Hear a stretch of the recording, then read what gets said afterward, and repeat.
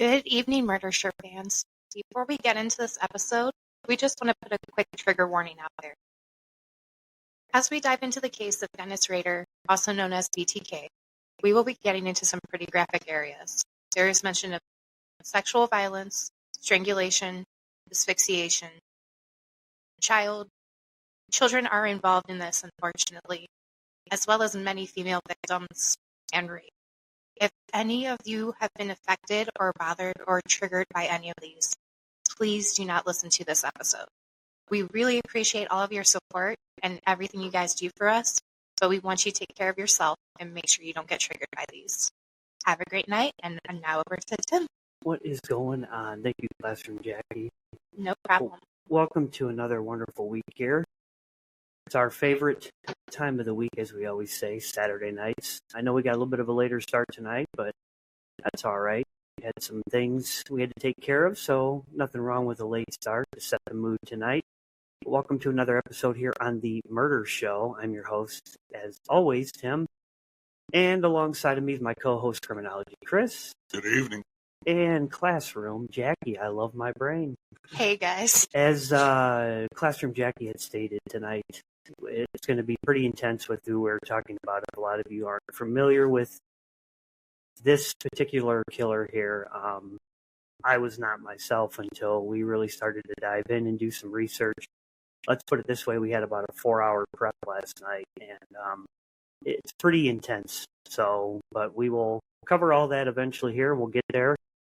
If we technically wanted to, we could split this up in about a 2-part series. Probably, Chris said like a 4-part, but... There's a lot of information. Yeah. But it's good to see everybody up on the live stream there. And just want to make sure we do appreciate, follow, shares, and likes on all the social media. Everything keeps going up number-wise every week, and we appreciate that. Subscribers, if you have not subbed to our YouTube channel here, please click that subscribe button and like this video here. What that'll do is it will notify you every week for when we're about to go live or for when we schedule our next live show. So you'll have a first look at who we're going to be doing next week. And I usually post that like Monday or so. So other than that, let's go ahead and dive into Dennis Rader here, also known as the BTK killer. And I'm going to shoot things over to Criminology Chris. He's going to get things started for us. I lied. I'm not going to send him over to Criminology Chris. I guess I can get things started here. As we always do, we start off, childhood and kind of work our way up. So, childhood of Dennis Lynn Rader. His middle name's Lynn, right? That's all right, though, I guess. I don't know. He was born March 9th, 1945 in Pittsburgh, Kansas. Did not know there was a Pittsburgh out there. It's a very small town. Yeah, what's it, population of about, 300 or something? Maybe not even that. I'm not sure exactly. He was born to his mother, Dorothea William Elvin, right? Is that what I'm... No, William is his dad. I always screw these names up. I do apologize. Dorothea was his mother. William Elvin was his dad. Who was a Marine. His parents were very strict. No abuse, though, as far as we know. They didn't abuse him or nothing. Right. They were just strict. I mean, once again, like it's similar to last, that we talked. There wasn't a whole lot pointing the reason behind why this guy ended up the way he is. I mean, there were a few things, and we'll cover those. But for the most part, I mean, his family was, outright abusive. There wasn't anything crazy happening here. I mean, it was typical Midwest stuff. Grew up out in the middle of nowhere. They killed chickens, things like that, whatever. But I mean, there wasn't anything just outrageous that his dad was doing. Mother was doing. Okay. So nothing like kind of what we've seen in the past then. I know his mom worked 2 jobs. Both his parents worked a lot. They weren't really around a lot. So they weren't really spending a whole lot of time with the kids. No, he did say growing up he felt like he was neglected and that he just didn't have that time. But he said his father and mother were never abusive towards him. Okay. Well, I mean, I could see the neglecting part. They're never around, you know. I mean, a lot of kids would feel like that. I would feel like that too. I didn't really have that kind of upbringing. My dad worked all the time, but my mom was around, so I can't really say I know what it's like. But and he was interested. He did scouts. He liked comic books, fishing, you know, reading novels and stuff. So I don't know, Classroom Jackie, if you want to kind of continue a little bit with his childhood, Yeah. or if I don't screw up any more names. It happens. I screwed up so many last week. That's all right. Like you said, he did enjoy growing up, the scouts, comics, fishing, novels. He did also harbor pretty awful sadistic sexual fantasies about torturing helpless women. And that was at a really young age. And he liked to make them feel trapped and helpless. As a student, he went to Wichita High School. He was said to not play any sports or partake in any clubs, but was described by his classmates as utterly lacking of humor. Just no humor whatsoever. He was always the guy in the back. Yeah. Yeah, just kind of like the sociopathic, not emotional. Yeah. Kind of kept to himself. They said he was more of a background character, pretty much. That's probably where you sat back in the back of the classroom and drew all the pictures. Yeah. This guy was such a jackass. Yeah. I mean, honestly, I've been holding back already, but I mean, I gotta be honest. Like, I mean, I studied this guy earlier in life through college and that. And as a matter of fact, you know, we'll get into it and we'll go down the road as a timeline of what he did and how he did it and when he did it and that sort of thing. But he was wrapping up what he did about the same time that I was about halfway through a criminal justice major in college when I was there. So you know, we had a lot of conversations. I mean, there were weeks of conversation because this whole thing was coming to a conclusion. You know, after he did what he did, I mean, starting back in the 70s, and then he got, you know, and then he just kind of vanished for a little while during the 90s, and nobody heard from him, and he pops back out, and he ended up getting collared sometime in the early 2000s. I think it was 2004, 2005. So yeah, I had a lot of talks, a lot of conversation in class, things like that. But, this guy was a bumbling idiot. He was just a moron. You know, this guy was such a narcissist.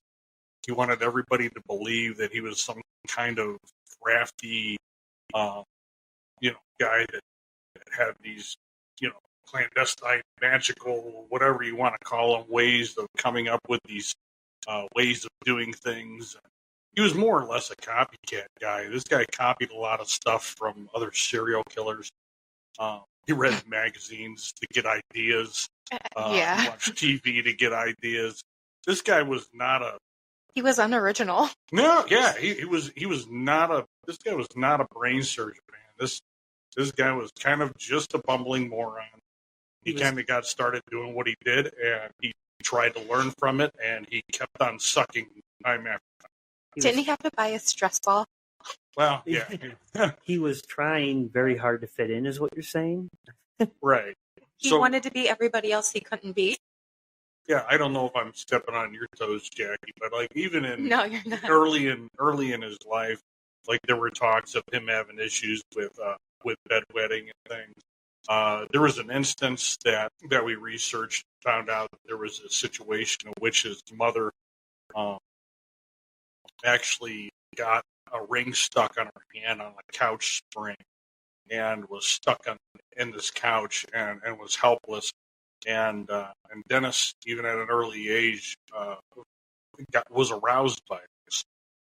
So there were some things, once again, early on in his life that screamed like, hey, there's something going on here.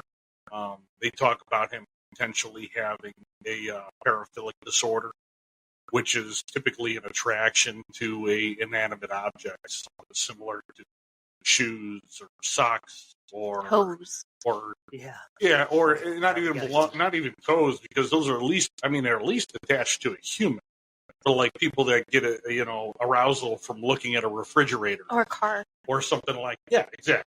So it's that kind of thing. So these things manifest early in life, and then they become stronger as you get older.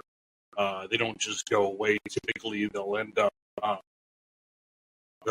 just building and building, in a fashion in which hopefully you don't act on it. Everybody that has these type of disorders doesn't necessarily mean that you're going to be a serial killer.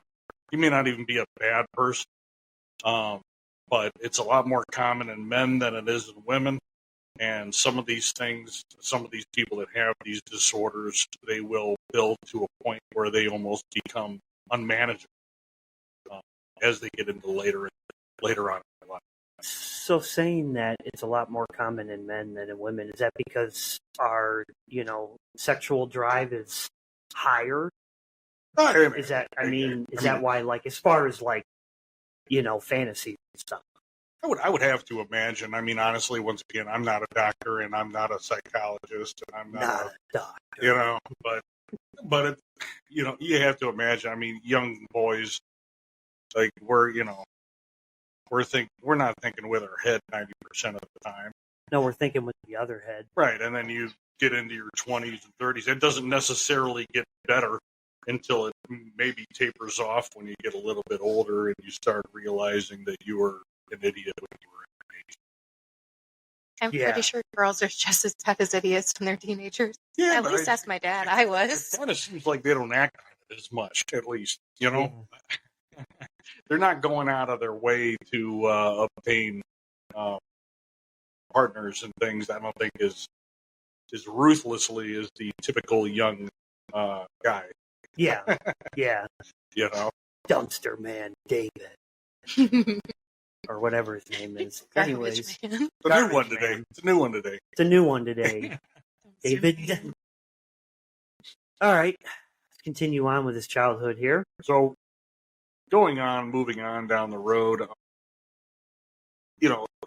he started drawing girl traps. He started, he was very interested in pornography that related to situations in which women were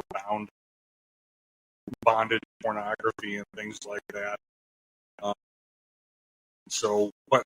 that kind of leads us into reasons like I said before. This guy, before we get into the murders, I just want to kind of touch on some of the aspects of who Dennis was as a human being and why I feel like this guy is such an idiot.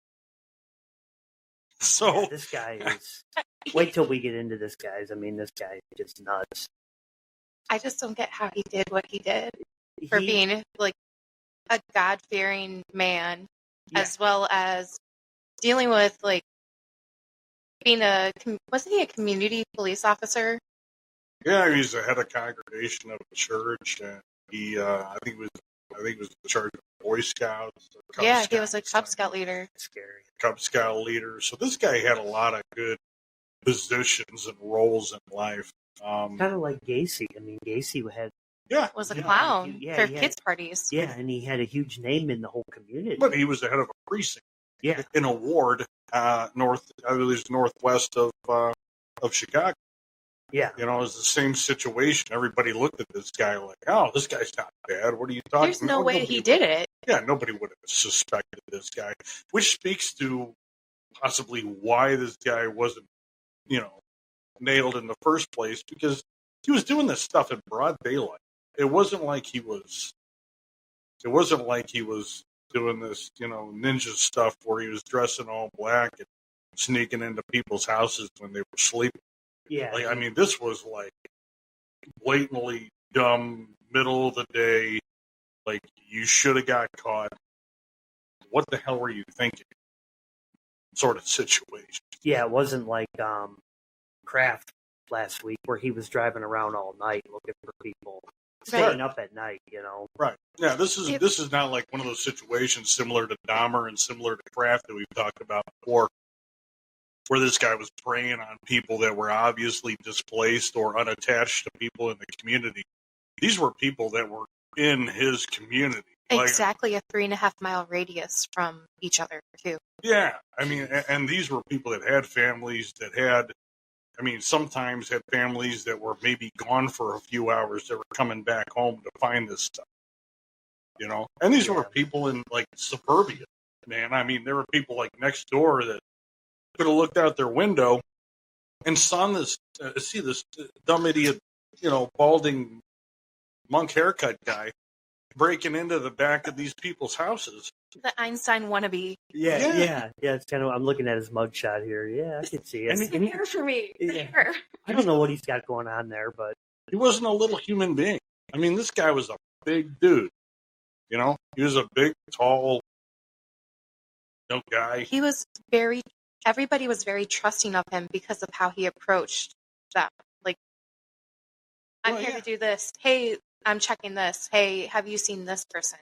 Things like that. Right. You'd see this guy approaching your house. You'd assume that he was either trying to maybe sell you or try to get you hooked on a Bible or try to get you to join a Boy Scout troop, or he was the principal from your kid's school and your kid screwed up and did something badly. He didn't typically look like a, typical, to-do, he's going to hurt my family or he's going to hurt me kind of guy. He wasn't the guy trying to sell pest control for the foundation of your house.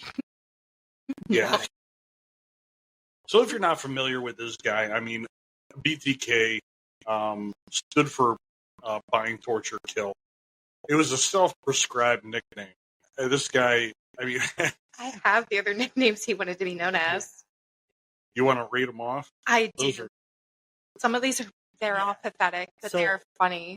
What Chris and Jackie are saying here for you guys is he went out of his way to try to come up with his own nickname. So most of these killers and stuff, other people or the community or police or whatever will give them these names, unless you're, Dahmer, Gacy, whatever. They just go by their actual name. But this guy went out of his way, and when you hear these names, to come up with his own name, you're going to sit there and shake your head. So it's similar to like what you hear in like a high school. We have a senior superlative where everybody gets named in the yearbook. And that kind of thing where everybody's like, oh yeah, you're going to be the guy that's going to do great things in life, or you're the guy that's going to run the podcast show. I'm the guy that's going to sit here and play on my cell phone, or I'm going to be the guy that does whatever, owns a motorcycle, whatever. Buy socks offline, But this guy is just a self-prescribed nicknaming guy. So these are suggestions that Jackie has that he actually went to the news with, and he suggested to the news that, hey, maybe you could call me one of these. Yeah, these are really dumb. The first one, which was the Wichita Strangler. He wanted to be known as the Poetic Strangler, the Bondage Strangler, the Wichita Hangman, the Garrote Phantom. The next is the Asphyxiator, which sounds like a pest control company. It does. And then finally, he said, bind them, torture them, kill them, which was BTK at the end, which he started going as by himself. I want to go back to the Garrote Phantom. What in the fuck is the Garrote Phantom? Phantoms only come out at night, by the way. It's not during the day. What's Garrote? Garrote would be in relation to strangulation. Yeah. So the strangulation phantom? Asphyxiating people through using ligature and that. I could see him trying. Okay, I could see like a town hall meeting, and people voting on how many yays do we have for Garrote Phantom, He would go, me. Two nays and one yay. And it's the jackass in the corner that looks like Einstein, So. Yeah, no, he ended up landing on BTK, which he had his own cute little logo drawn up, in which the B of the BTK had nipples on it. And it looked like something that a fourth You grader can would find it, draw. and it is hilarious. Yeah, it's absurd. It's like a absolute. kindergarten drawing. Nipples on the B. Nipples on the V. So I mean, without like getting too deep into it, because once again, we'll go through all the murders individually. But this guy was basically his thing was to strangle. That's what he enjoyed. That's what he was after. That's what he intended to do. Whether or not he put an idea into these people's head that this wasn't going to happen and this wasn't going to be the thing that was going to take place, this was the majority of the reason why he was doing what he did. Because he, throughout his life, had an interest in women being bound and being helpless and that kind of thing. And that's what kind of drove him to commit the acts that he was trying to commit. He wasn't breaking into these houses to kill the husbands or the boys or whatever the case may be. In some cases he did, obviously, but that wasn't his house. A lot of times he was after a specific female. This guy was stalking people for a number of days, weeks, or what have you prior to. It was part of what he did. Like, he started off by trolling these people and just watching them go in and out of their house. But anyway, I just thought I'd touch on that. That way you get an idea of why exactly he wanted to be called these things and why he suggested to the news that he should have these cute nicknames. So do you think, just from your point of view, do you think that maybe some of these fantasies and stuff that he was getting, do you think that could have somewhat come from that he never had parents around growing up? It's hard. It's hard to say that not having parents around led to you wanting to tie up women and have them be helpless, right? But, true. I mean, maybe there was some issue there that he had with his mother, but once again, like, some of these people and paraphilia as a disorder doesn't necessarily manifest, I don't think, specifically due to an environmental situation that you have throughout your child.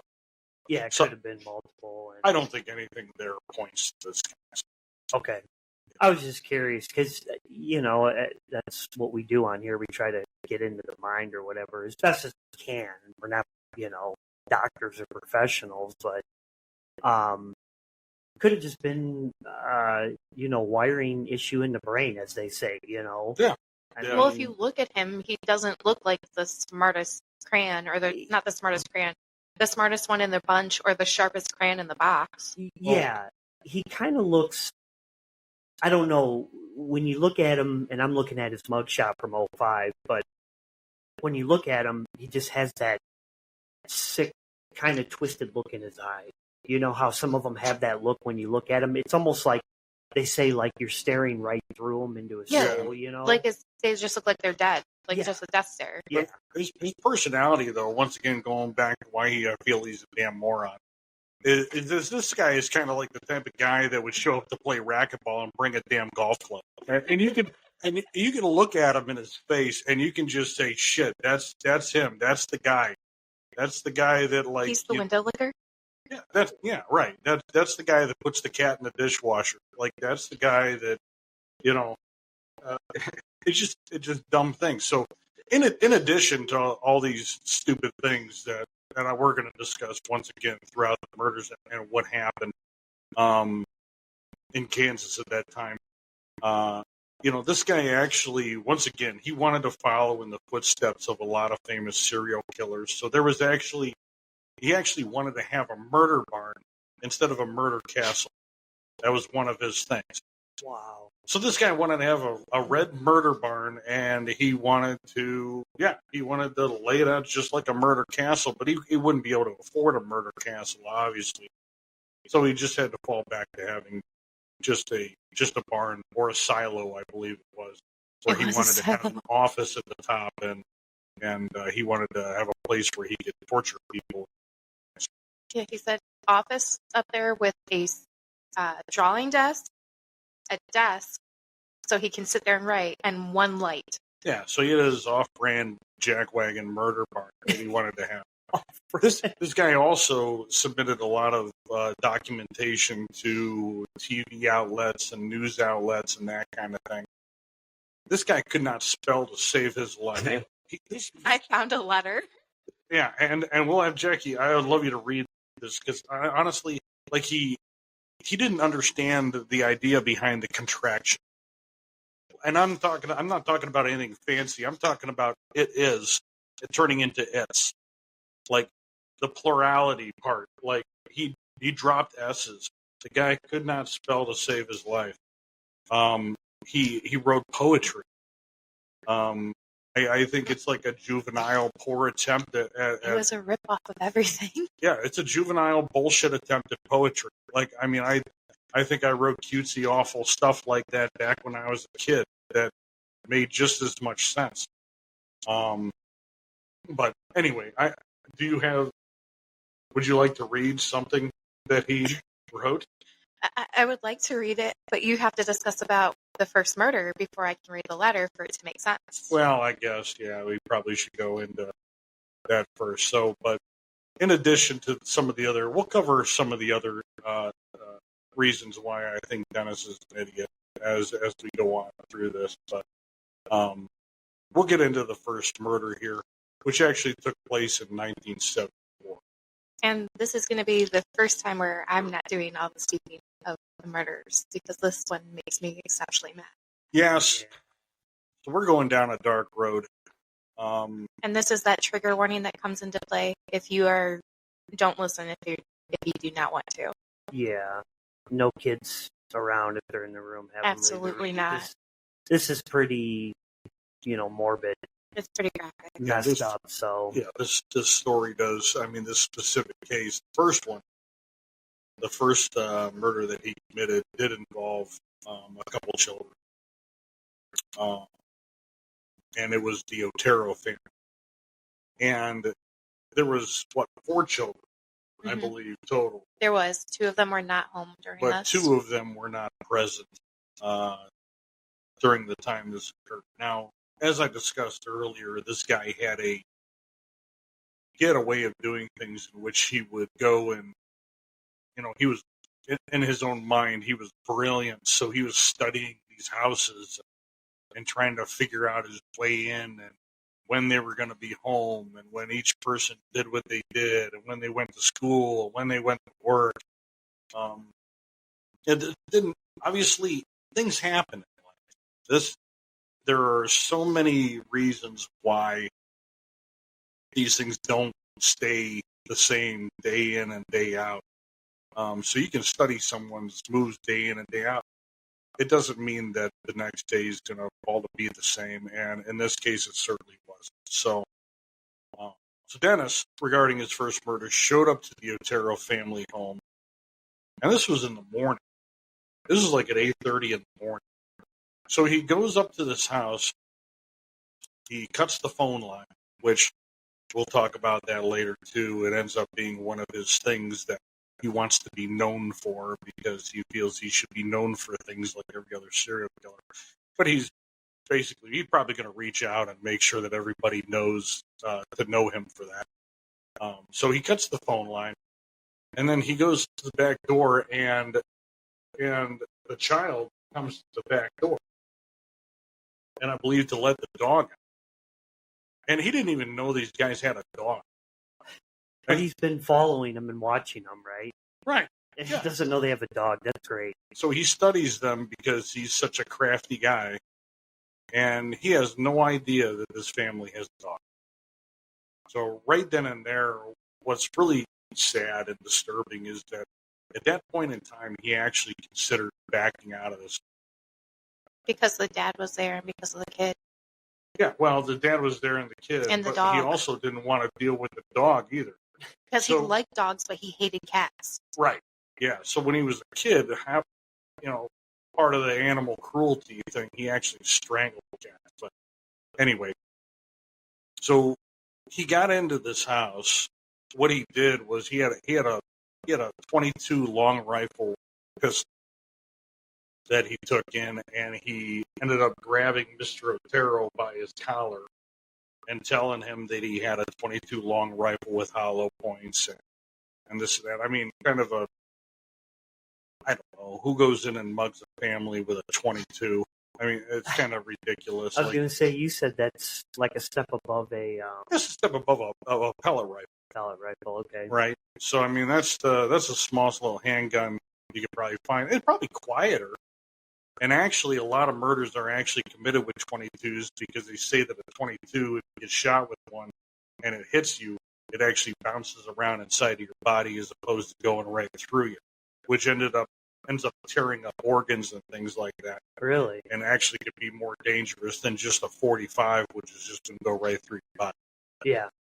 So, but he ends up grabbing Mr. Otero, and he ends up taking the family. I believe it was in 2 different rooms. Was. So he takes Mr. Otero and the wife, and he basically he tries to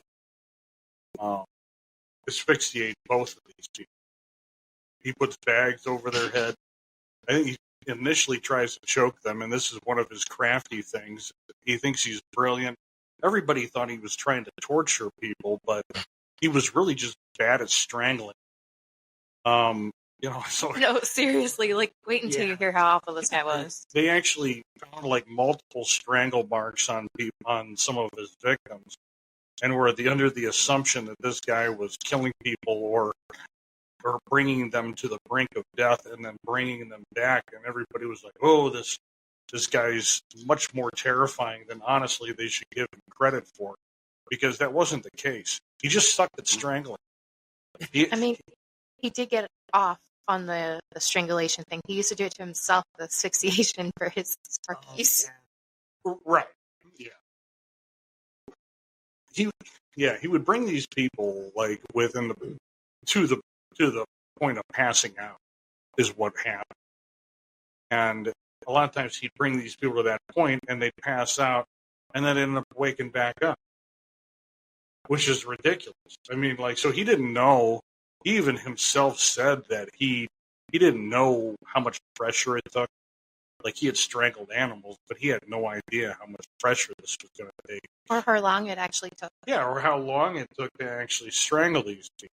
So he ended up putting both of them to sleep, and he ended up moving on to the young boy, right? Mm-hmm.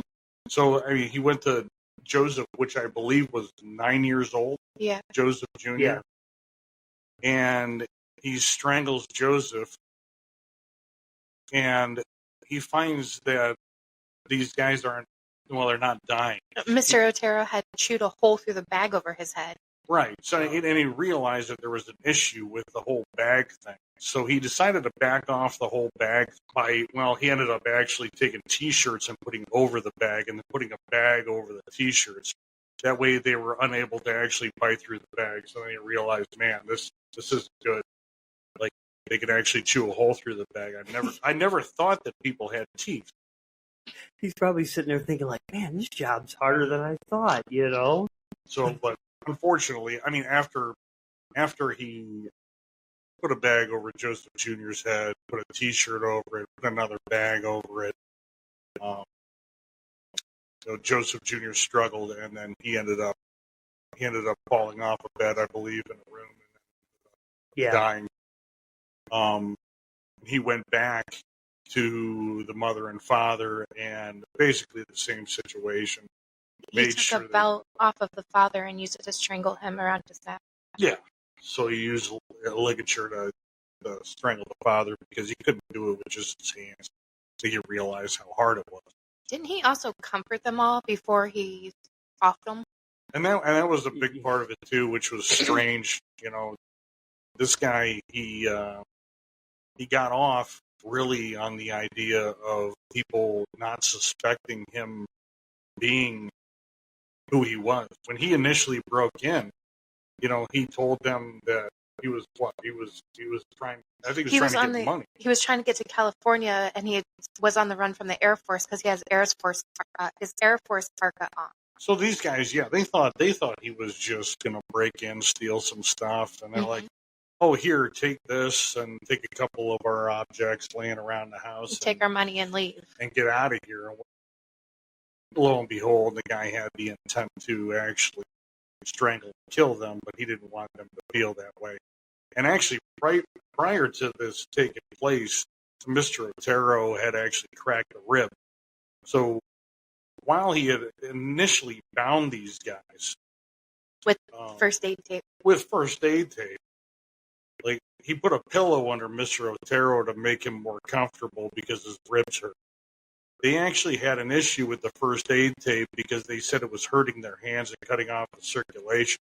So Dennis, being such a swell guy, went and undid the first aid tape and used a cord instead. It was a shoestring, and then they complained that they were too tight, so he loosened them.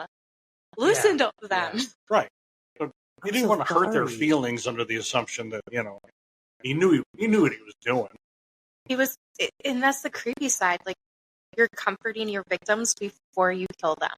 Because I think the biggest thing for him was the look of shock on their face when they realized that he had intent to actually take their lives, in addition to just tying them up and taking their stuff. I wonder if he almost, for some reason, and I know this sounds kind of weird, but if he had a little bit of a heart, and that's why certain things bothered him. Well, you know what I mean? I don't know. I mean, that sounds... He was married and did have 2 kids. Right. Yeah, he was married. He was a family guy. He was a fantastic father, from what I know, dedicated father, a church leader, all of that stuff. Yeah, but it's almost like, is he kind of going in and out like... In multiple faces. Yeah, exactly. So Dennis actually referred to something that he described, he called cubing. And what he described as cubing was each individual side of the cube was a different face of Dennis. Like, he's like, oh, I can be a family guy here, and I can be the murderer over here. Mm-hmm. But he just turns the cube, basically, to be whatever he needs to be at any given time. Which, okay. I mean, you could just say, Dennis, you're all of those things. Like, not only are you a father, but you're a shitty human being and a murderer at the same time. There's no needing to turn the cube. Like, you are good and you suck all the time. Yeah, everything all in one. Yeah. Well, being a despicable human being, I mean, going down like Jackie said, this guy really got off on the fact that he was comforting these people and making them believe that nothing bad was going to happen. And when it did, the look of shock on their faces, he just enjoyed, which is absolutely disgusting. Yeah. And as we get to Josephine, this is probably the more disgusting part of this situation. She was only 11. I mean, she was 11 years old. I mean, it's already... The kid was 9. Joseph was 9. I mean, that was just absolutely horrific.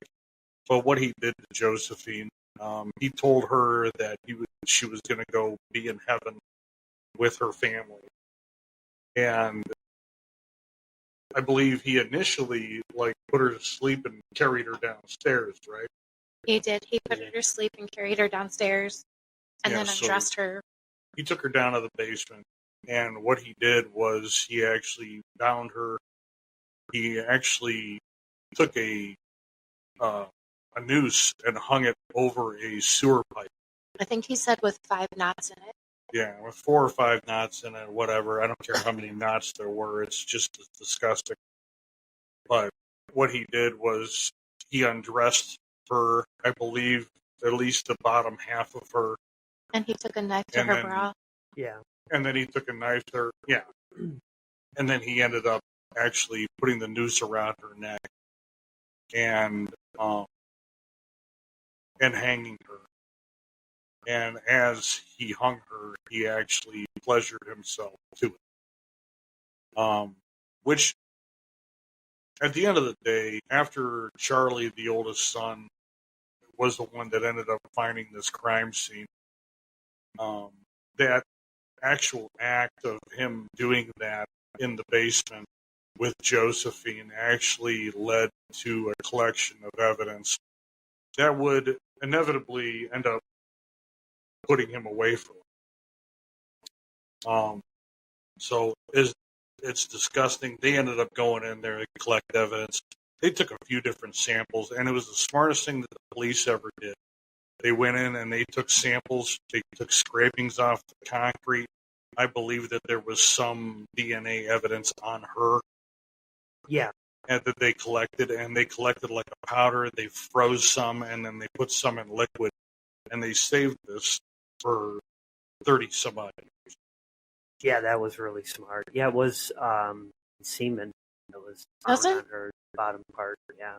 Doesn't DNA like that over 30 years in a liquid break down? No, definitely not if it's frozen. I mean, you have hospitals today, one of which out in, Ports Cleveland that actually stores semen samples.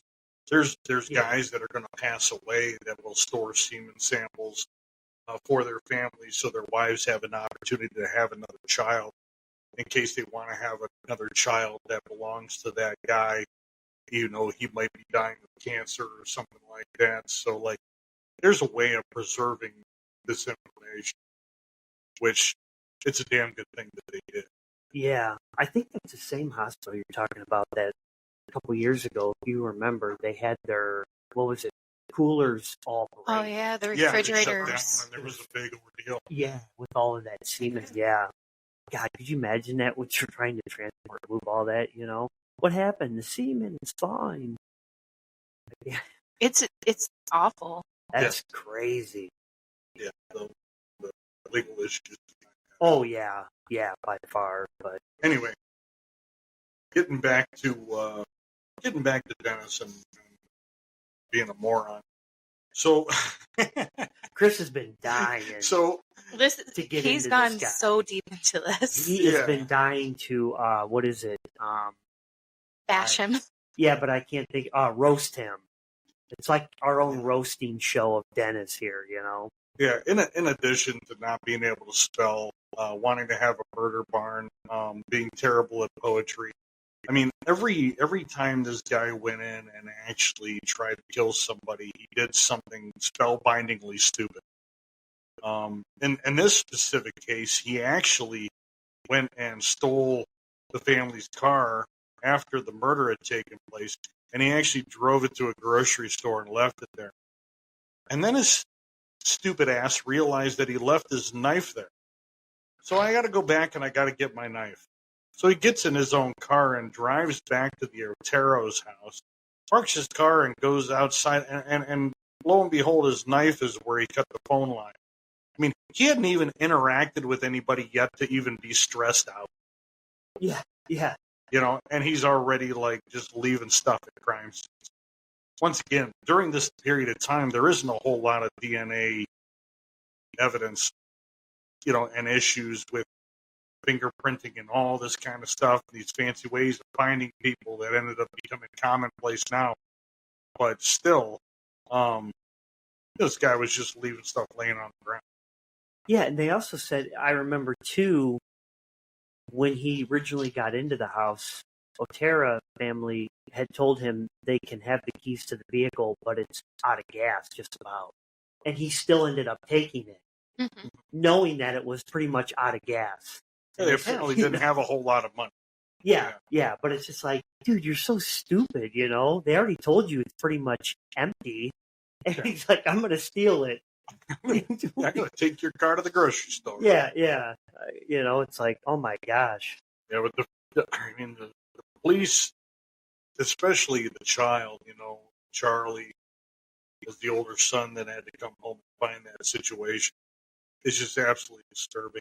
I couldn't even imagine walking into that. And that kind of stuff didn't happen in Wichita at the time, Yeah. down around there. It was the leave your doors unlocked, all sorts of types of place. Yeah. Everybody knew each other. Well, even in the early 70s, I think there was a lot more of that because the media wasn't just blowing things out of proportion and covering a lot of this stuff, or maybe it just wasn't happening as often. Yeah. I have to imagine that it was happening as often. They just didn't publicize it as much as people know about it. Probably, yeah. You want me to go on to the next one? Or you want me to read that letter? Oh, I want you to read the letter. So that was his first murder that he had committed. That was. And he did do a couple more in there, but we're not going to cover all of them, obviously, because there was a bunch. Yeah. So now you're going to read this letter. his letter, or is this a poem? This is his letter that he wrote. So this is a letter, and this has to do with the Otero family? Does. Okay. All right. So brace yourselves. This one's going to be fucking wild. In October 1974, 9 months after the Otero family murders, the Wichita Eagles' Don Granger received an anonymous call, presumably from the Otero killer himself. The call directed him to a mechanical engineering textbook in the Wichita Public Library. In the book, Granger found a letter claiming credit for the killings of the Joseph Otero family and promising more victims. The authenticity of the letter was not in doubt since it contained all the details the police and killer would only know. This letter, and this is a little excerpt of it, started out by saying, the killer wrote that the three individuals being questioned because they did arrest somebody for this, and they had confessed at the time that the three people who were arrested did not do it, and it wasn't them. Yeah, I don't think that there was a possibility for the three guys that, were initially interrogated for this murder could have been present at the time of the murder. No. So I think the prosecution dropped it anyway.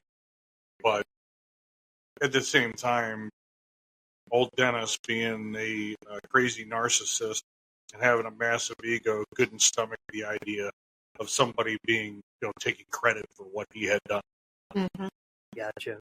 So there is a lot of misspellings in this, and it is not me mispronouncing things. It is horribly misspelled. It's Dennis. It's not Classroom Jackie. I love my brain. It's Dennis. I write this letter to you for the sake of the taxpayer as well as your time. Those three dude you have in custody are just talking to get publicity for the Otero murders.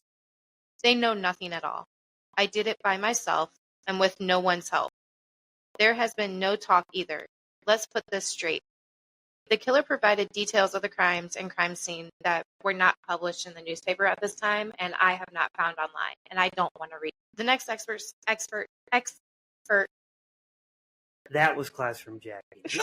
No. Excerpt. I'm sorry this happened to society. They are the ones who suffer the most. It's hard to control myself. You probably call me psychotic with sexual perversion hang-up. When this monster enter my brain, I will never know. But it here to stay. How does one cure himself?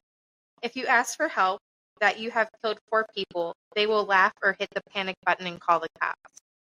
I can't stop it, so the monster goes on, and hurt me as well as society.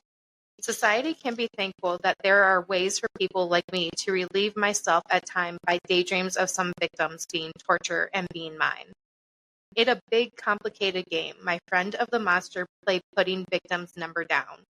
Follow them, checking up on them, waiting in the dark, waiting. The pressure is great, and sometimes he run the game to his liking. Maybe you can stop him. I can't. He has already chosen his next victim, or victims. I don't know who they are yet. The next day after I read the paper, I will know. But it's too late. Good luck hunting. Yours, truly, guiltily. Although the letter wasn't signed, it contained a postscript. P.S. Since sex criminals do not change their M.O., or by nature cannot do so, I will not change mine. The code word for me will be bind them, torture them, kill them. BTK. You see, he added again. They will be on the next victim.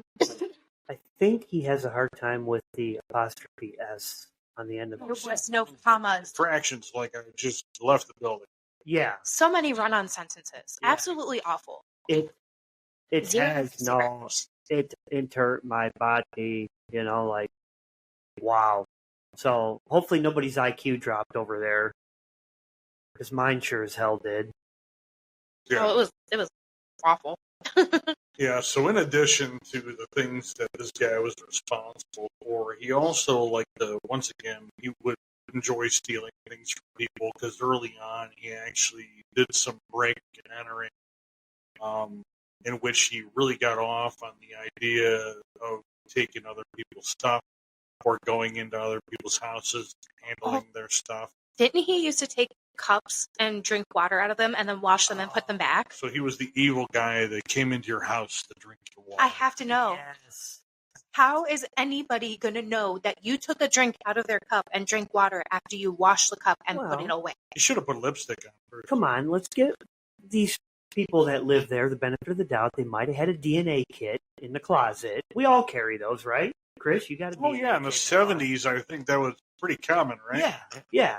It's like, COVID kit, DNA kit, That's what I always kept. Yeah, this guy, I mean, once again, he would steal stuff from people. He used to hide them around his house. And also, I believe he hid At a that lot silo, of stuff. that A lot of that stuff farm, at his parents' house. Mhm. I think he hid a lot of it. In his So- hidey holes. Yeah, he called them his hidey holes, That's so childish. where he would, Such a kid. I don't know what he was doing, like removing the register or something like that on a cold air intake and sticking it somewhere. Where his hidey holes were exactly in the house. But even after the Otero murder, I think he got a little nervous. He destroyed a lot of the stuff that he had actually procured or had, or drawings. He had at one point thrown the Otero watch, but he did keep a couple things because it was found later down the road when he got caught. Right. So this guy had a bounty of people's things that he decided to keep. In addition to his own nickname, he also used to, he actually referred to his methodology and his frame of mind as referring to it as Factor X. He said that was what made all serial killers. It was a supernatural power for all of them. Yeah, they all had Factor X. This is the guy. This is the guy. He's a fucking child. You can't make this shit up. This is the guy that you'd walk around in school and snap with a rubber band because he's a dork. Push him down the stairs. Put a kick me sign on his back. He was locker boy. Yeah, you stuffed him in a locker. I mean, this guy's such a dweeb. Purple nipples. In addition to that, he also started, regarding his next murder, and we'll get into that here in a second, he actually gave some of these events or murders nicknames, or referred to them as something, in which the next murder that took place was Catherine Bright, which was a woman that he was following around for a while, and he nicknamed gave it the name Project Lights Out. No, Project Lights Out was a 63-year-old almost victim where he broke into her house and waited for her, and she didn't come back in time, and he got pissed and left. No, Project Lights Out was a spoof on the name Bright. Yeah. Oh. Catherine Bright. Well, yeah. I'm wrong. Yeah. That's all Because right. there We'll was one of forgive his you. victims that was at nighttime compared to all the rest of his daytime Oh, ones. I'm sure they gave them some cute name too. Project Cookie, I think it was. Like there was a Nancy Fox down the road that he referred to as Project Fox Hunt. Oh, yeah. So he gave them all these neat names. That, it was, I guess, it just made him a cool guy. Project He's Lights a Out. moron. So I want to touch on something that is absolutely ridiculous. And When we tell you he has been researching and preparing for this, he has been researching. Well, Yeah, and this was for a lot of you regular listeners and stuff. Each of us have been picking somebody that we wanted to, cover, and this week was Chris's, and this was his pick. And I just hate him. I hate this guy so bad. Yeah, I hate him so bad. I think it makes this episode even funnier. So, in addition to agreed. he actually referred to having orgasms. Do you know what he called them? Oh, this is great. Can I say it, please? Can I Brace say it? yourself. Well, I'll let Jackie say it because she knows what it is and share it with it. But This is great. Please. This is being referred to as your guy, tugging on your meat. Ready for this? Sparky big times. She's been waiting all night to say that. Yeah. She Sparky big He time. nicknamed his penis Sparky. Yeah. Why? So if it caused him to have pleasure or bring him to that Big time. point, he referred to it as a Sparky big, which is just like a big top, like a circus. like, Dennis, you're still alive. You dipshit. I hate you so bad. He is still alive. Yeah. He's 80. Yeah. Wow. Your middle name's Lynn. You suck. Just so bad. Now, Trash Can David, or whatever you Garbage are. man. Fine, Garbage Man. Garbage. If you ever come over here and use that Sparky big time phrase, I'm done. Believe it. Go ahead. It's over. Anyway, did you want to get into the next? No, you've done such a great job. Yeah, you're like the, Jesus of voice, And we don't have to cover every single one of them. We can cover like a couple of the big ones. So, yeah, the second one is, as I mentioned before, was a woman named Catherine Wright. I believe that she was 20. She was in her 20s, 24, 21? 21, yeah. Okay. And she had a younger brother that ended up being president. That was named Kevin. Yeah. So he actually followed this woman around. I believe he described her hair as being, what was it, dishwater blonde? Or It was, like yes, dishwasher blonde. Which, do you know what that means? No. That is when somebody is trying to get their hair colored and they leave the toner on too much. So it turns like a gray, mucky, muddy look. Ugh. Obviously, I had that issue, and this is why I ended up looking the way that I do. Well, now we had to put Chris on blast now with this. Thanks. He's going to be upset now. He's got a complexion with his hair, so. One time I was dishwater blonde. Anyway, so he followed this girl around for quite some time prior to planning his devious dentist attack on her. And what time of day did this take place at, do you know? I have it here. I think they said it was around 1 p.m. Okay, Yeah. So once again, right smack in the middle of the day, this guy goes and I believe he was trying to come up with another fancy way of working his way into the house. He always comes up with like an excuse as to, oh, I'm poor, or oh, my car broke down, or oh, I just want to. According to Kevin, the intruder, which was Rader, obviously, had told him that he needed money and a car to escape from the California police. At gunpoint, he forced Kevin to tie up his sister. Oh, okay. So Kevin ties up his sister, and then I believe he tried to tie up Kevin, and then Kevin ended up getting loose. He was tied up and gagged. He separated him from his sister. A few minutes later, the man tried to strangle Kevin with a rope, but Kevin resisted and was shot twice, once in the head and once in the mouth. Well, he initially shot him in the head, and then he thought that Kevin died when he shot him in the head. Probably shot him with that same He crappy laid there. gun. He laid there and pretended he was dead until he heard his sister struggling. Well, yeah, and then his sister was Dennis. Old Dennis was over and messed with his sister, and he came back too, and he heard Kevin actually moving, and found he was alive, so he went back, and he got into a struggle with Kevin, and he ended up shooting him again, and from my understanding, it actually shot out a couple of his teeth because he shot him in the mouth. Yeah. When police went to the crime scene, they found 2 of Kevin's teeth. Right. So he ended up shooting Kevin in the mouth. Once again, I believe... He also cut his leg on a door jam. Well, yeah. Dennis did a lot of dumb things. So he went back and started attacking Catherine again. And like, once again, bumbling moron. Like, this isn't like ninja shinobi shit here. You know, this is like bumbling moron Dennis, like, trying to get it done and failing miserably. You shot a guy in the head and he didn't die. Yeah. The hell is the matter with you?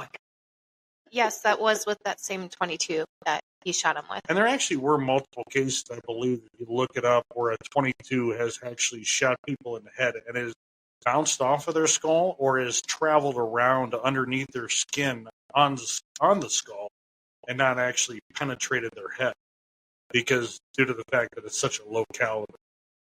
But anyway, and I think this probably was an angle involved and all sorts of, I don't know, I'm not a ballistics guy. But so he went back, was trying to kill Catherine again, and I believe Kevin actually got up. Didn't he just run out of the house? He did. He escaped and got help for his sister. And then this was not associated at the time with BTK. They just thought it was an intruder for a robbery went bad.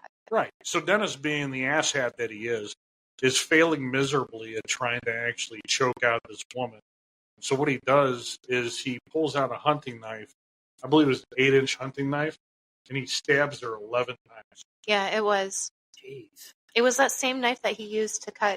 All of his victims had this in common, where he would cut every single one of the phone lines. That's because he's Dennis. He's crazy, yeah, devious phone line And cutting. didn't he leave the knife at the Ortera house?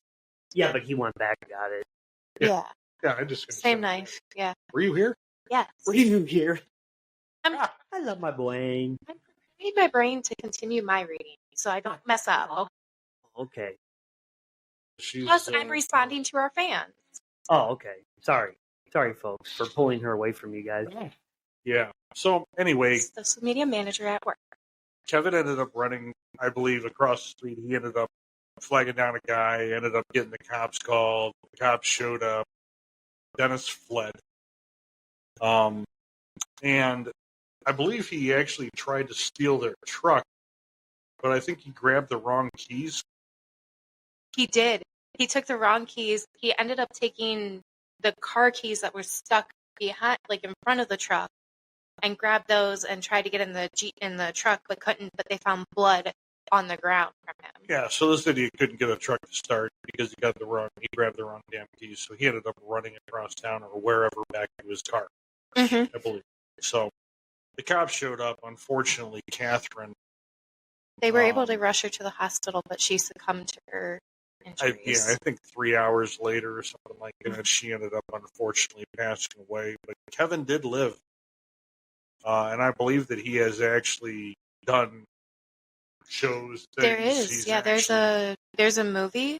And then also with the Ortera family, Charlie, the 15-year-old who survived, there is a full-blown documentary calling I Survived BTK, and it follows him around. Really? Yeah. I'm gonna check that out. It's pretty good. Pretty good. So, and then 3 years after her, he did another murder. Right, which was that Shirley Vian or Shirley, what was it, Relford or something like that? Shirley Vian, no, it was Nancy Fox in 77. Yeah. Shirley Vian in 90, in December.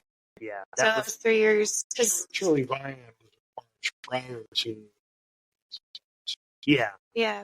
I didn't find 77. They briefly mention her, but it's nothing like big like they did with Fox, because he gave her a nickname.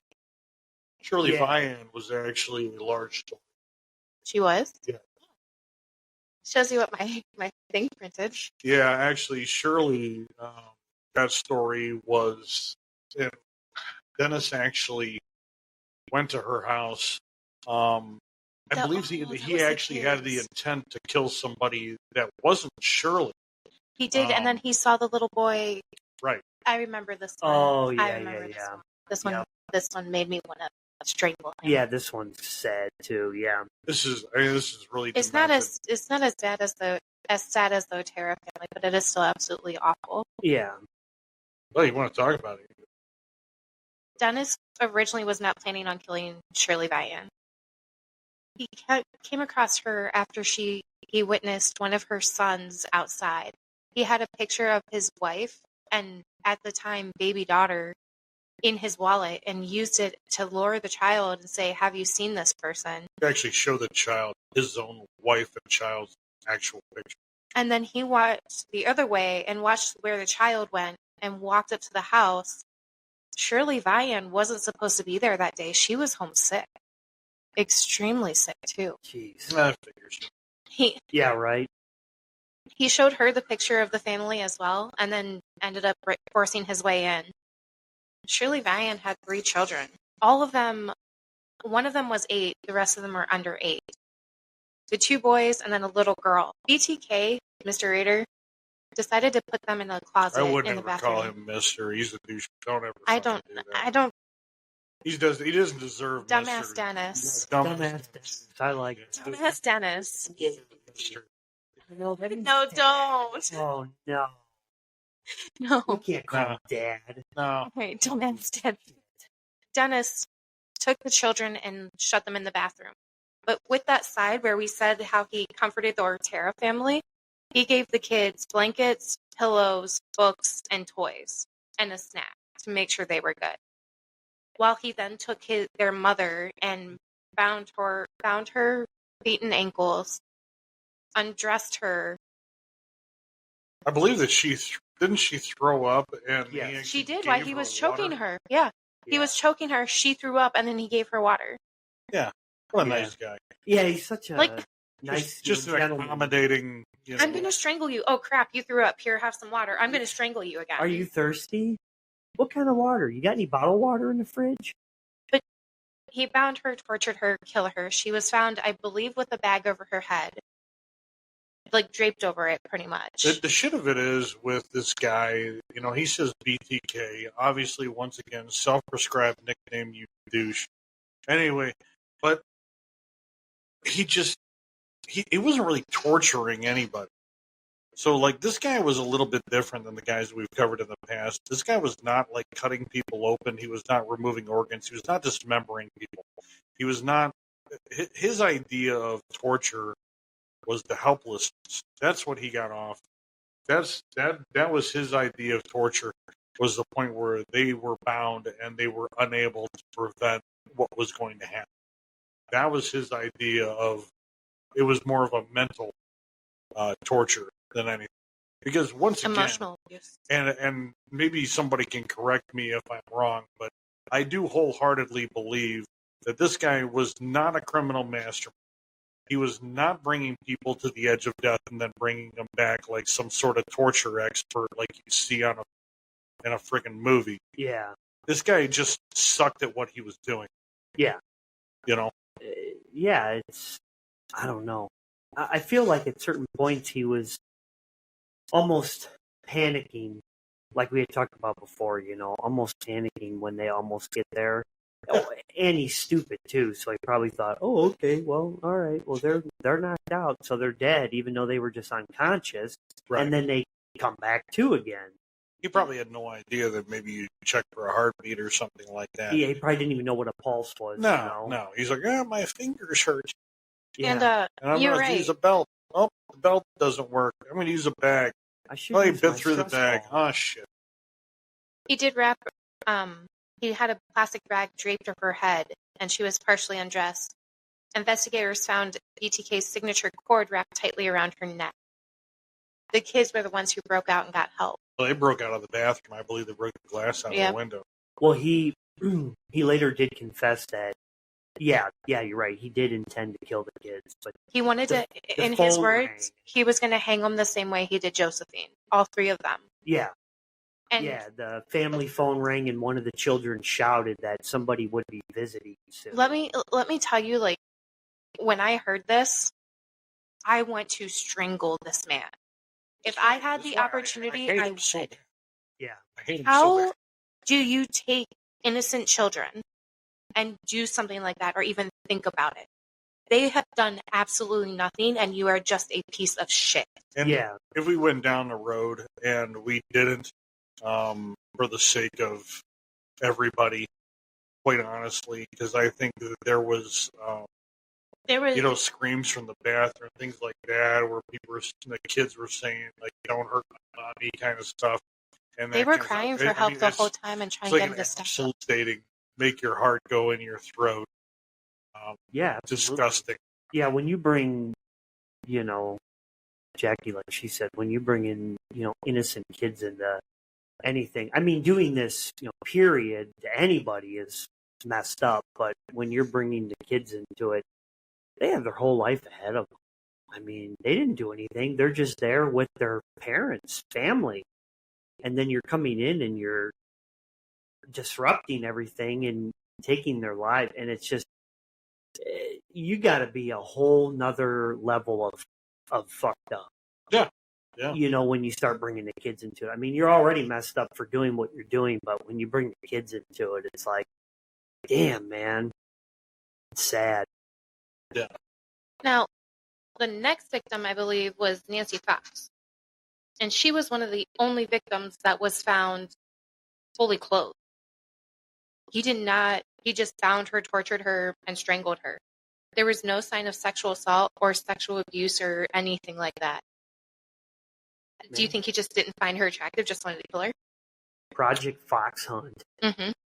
I don't know. I'm looking at a picture of her on here, and she's not bad on the eyes, Mm-hmm.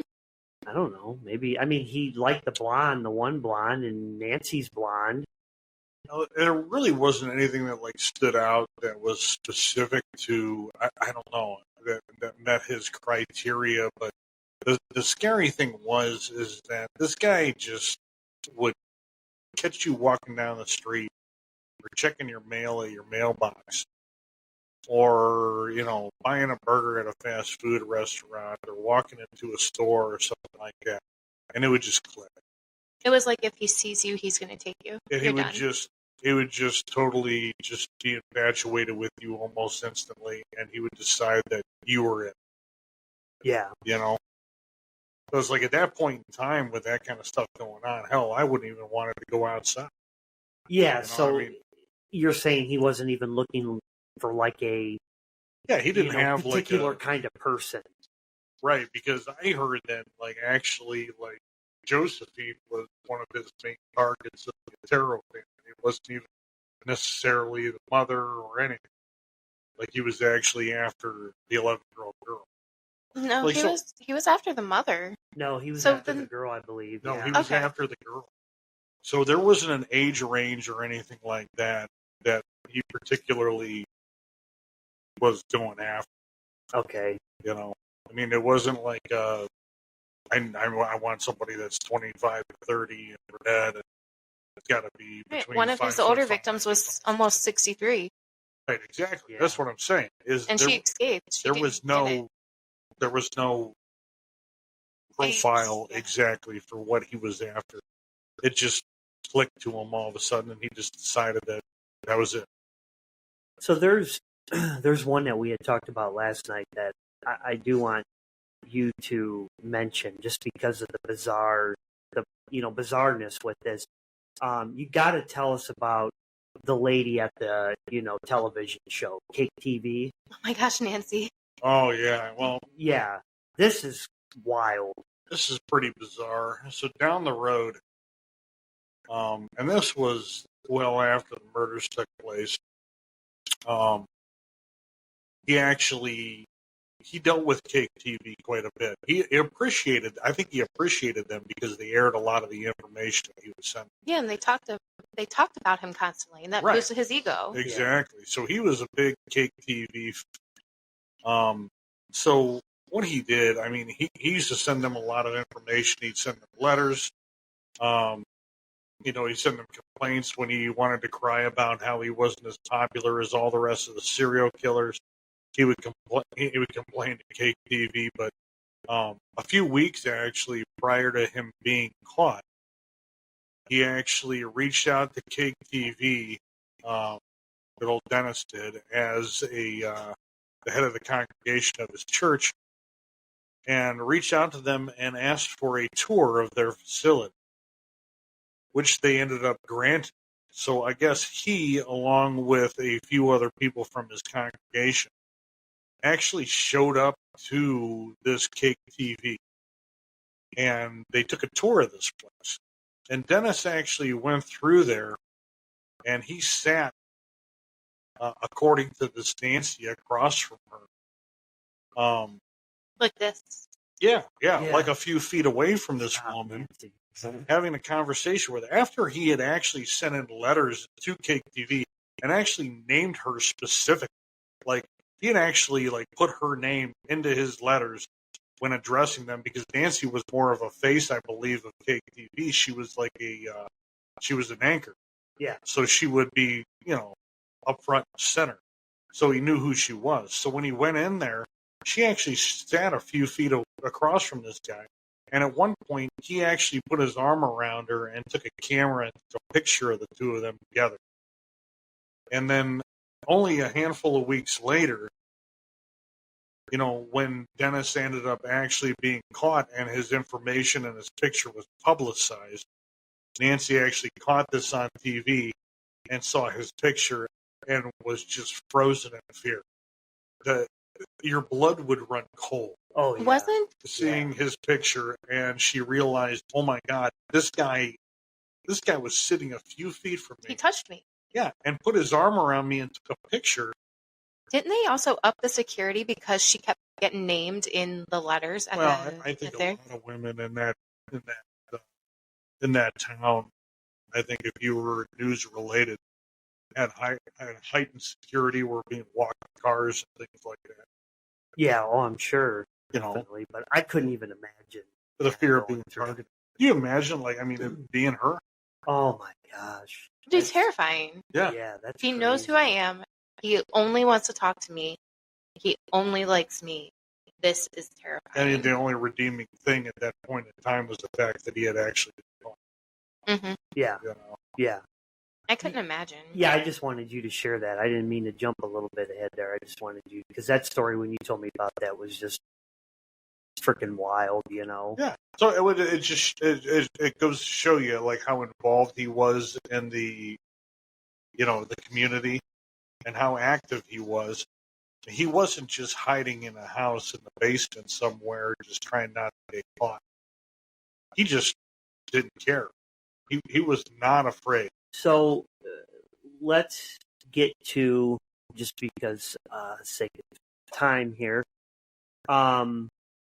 how was he caught? This moron. How was this moron caught? Because we know this has got to be good, He called the FBI, changed his voice slightly, and said, if I sent you something from a computer, would you be able to track it? I believe it was the police. He actually wanted to send them a floppy, wasn't it? A floppy disk. Mm-hmm. And he's like, well, I send you a floppy disk, but he actually wrote out, he actually asked them, he basically said, hey, be honest, if I send you a floppy disk, is this able to be traced? And the police told him no, and he's a freaking moron. And yeah, so they actually thought about it and said, wow, should we actually deceive this guy? Is he really that damn stupid? Yes, he is. Be honest, if I send you a floppy disk, is there any way you'd be able to find me? Because it would be shitty of you to lie to me and tell me that you're able to find me. And This is what I imagined it went. Hey, if I send you this, can you find me? No. Okay, I'm gonna send this to you. Yes, we're gonna catch this stupidity. So Dennis Rader, in his glory, sends over a floppy disk to police, and they immediately look at it and find out that it was written at the computer at the church. Yeah, the file was created at the church with his login. Under a login for somebody with the name of Dennis. So simply, they did a search to see if there was somebody at the church named Dennis, and wow, the head of the congregation there, his name was Dennis Rader. He also used to work for ADT too. Yeah, not even wild detective work.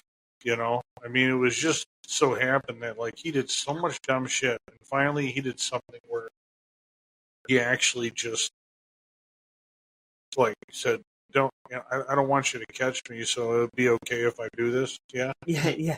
They didn't have to work real hard to get him. No, he pretty much was like, "Here, I'm taking credit for this. You're not going to catch me now, but you're going to catch me." it was an exhausting thing because I mean, it was 30 years. This is 3 decades. Mm-hmm. I mean, this guy just went on for. And he went on a hiatus too Yeah. at one point. Wasn't it like 7 years or 9 years? At least, I think it was 13 or 14. It was a long time. From like 91 until 2004.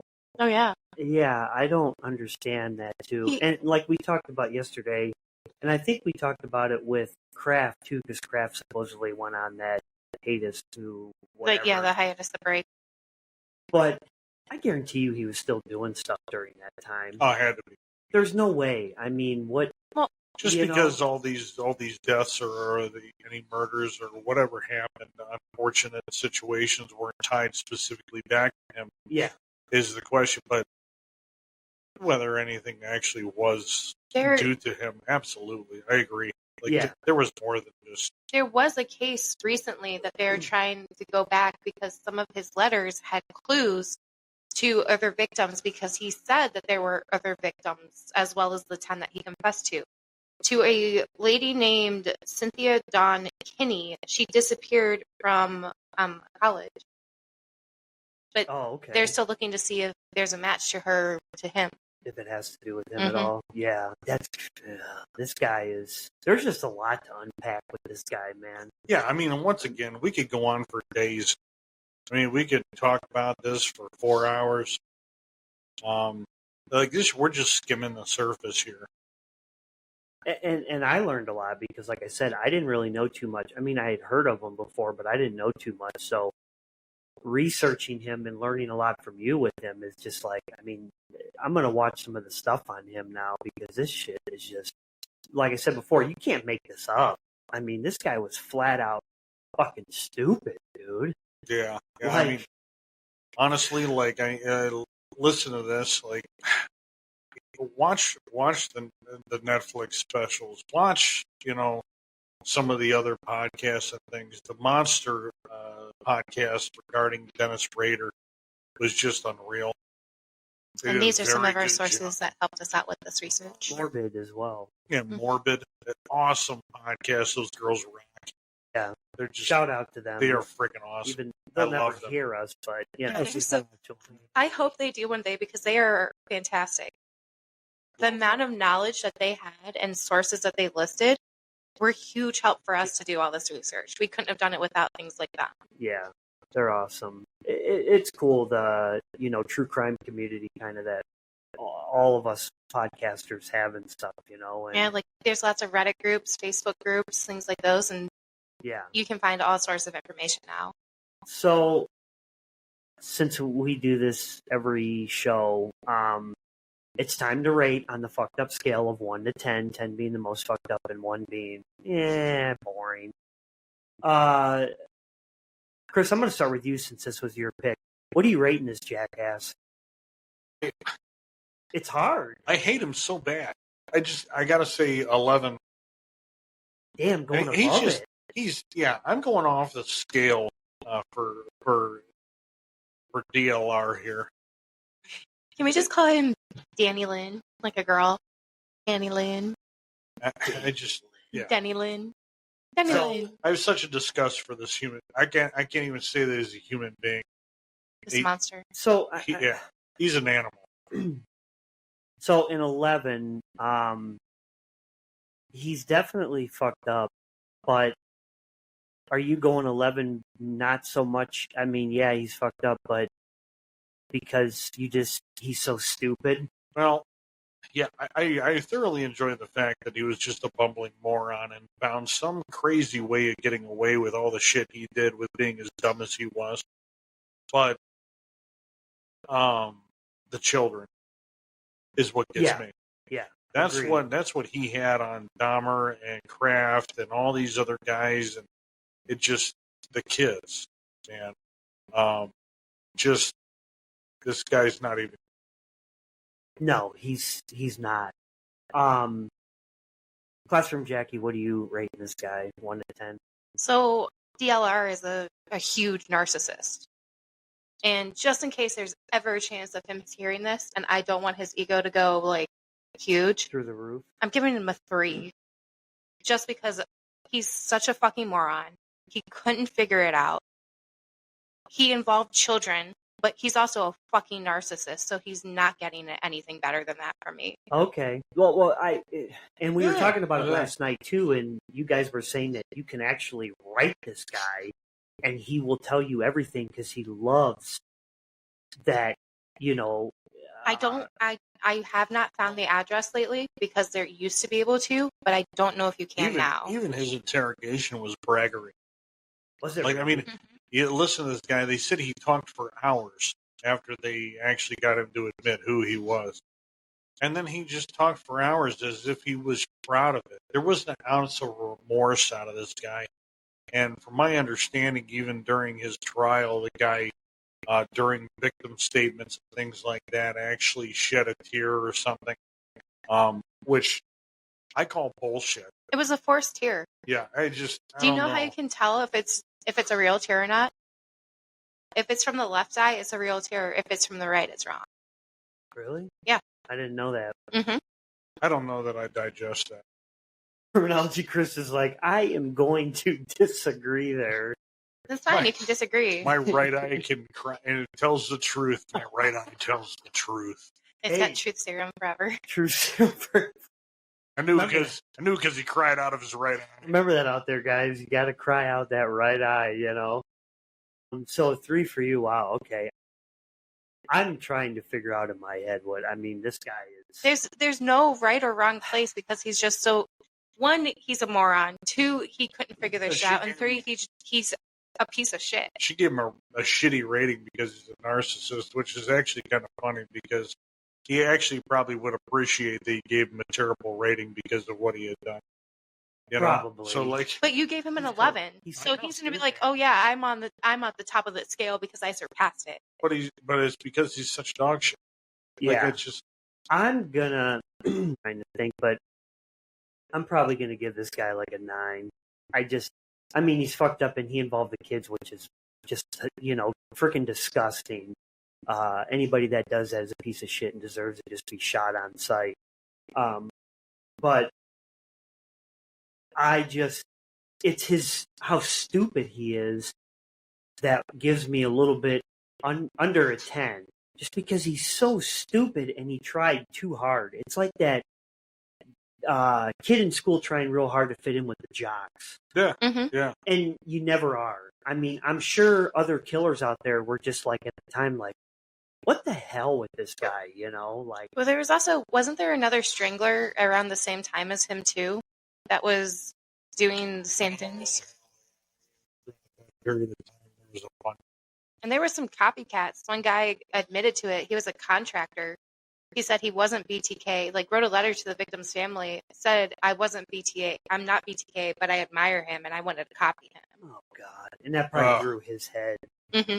DLR, Dick Lickin' Ricky. Danny Lynn.